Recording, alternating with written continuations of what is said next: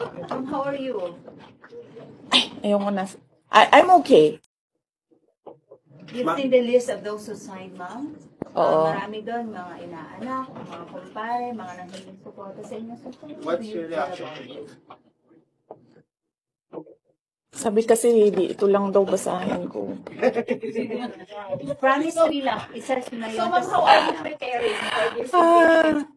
We've already started preparing the moment Franz Castro announced the impeachment plans, which was November of 2023.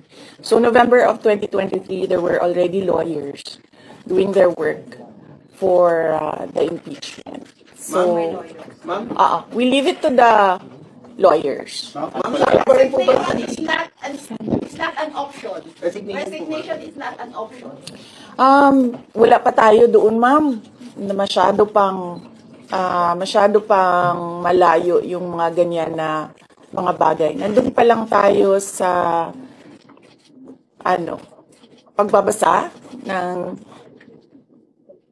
actually, ma'am, wala pa tayo doon dahil yung mga abogado lang yung nagtatrabaho. Hindi ko talaga alam kung anong ginagawa nila. But I have a meeting with them.